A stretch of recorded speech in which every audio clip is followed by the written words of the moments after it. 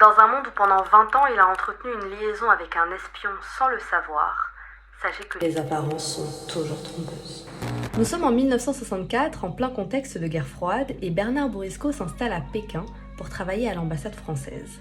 Il a à peine 20 ans à l'époque et commence à sortir, rencontrer du monde, et il fait notamment la rencontre de Chi, une jeune chanteuse d'opéra de 26 ans, à la voix d'ange et aux traits délicats.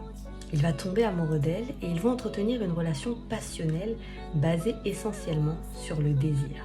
Au bout de quelques années, un fils va naître de cette union, un événement qui va d'autant plus lier Bernard Bourrisco à Chi, et aveuglé par le désir mais aussi par l'envie de protéger cette nouvelle famille qu'il a formée, il va se mettre à transmettre des documents diplomatiques français à Chi, qui va aussi les transmettre à son gouvernement. En 82, Bernard Bourrisco décide de quitter la Chine pour s'installer à Paris avec sa nouvelle famille, et en 83, il est arrêté par le gouvernement français.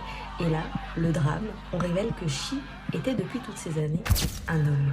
Formé à l'art lyrique, Chi incarnait parfaitement le rôle d'une femme, que ce soit dans les gestes, la voix, la démarche. Également, il utilisait des subterfuges comme le fait de faire des ébats amoureux dans le noir, en évoquant une certaine pudeur culturelle. Également, il avait la possibilité de modeler ses appareils génitaux pour les faire ressembler à ceux d'une femme. C'était assez fascinant dans les techniques qu'il utilisait, notamment parce qu'il arrivait à passer des examens médicaux. De plus, l'enfant qui, dit-on, est né de cette union était en réalité un orphelin qui a notamment été mis à disposition par les renseignements chinois pour cette mission, qui a duré, je le rappelle, 20 ans. On raconte que quand il a appris la nouvelle, Bernard Bourrisco s'est effondré en public et a tenté de mettre fin à ses jours dans sa cellule. Les deux ont été condamnés à plusieurs années de prison, mais Chi a été gracié par le gouvernement français et le président Mitterrand à l'époque, qui a jugé cette histoire de très bête. Et cette histoire, vous pensez qu'elle est vraie ou qu'elle est fausse ?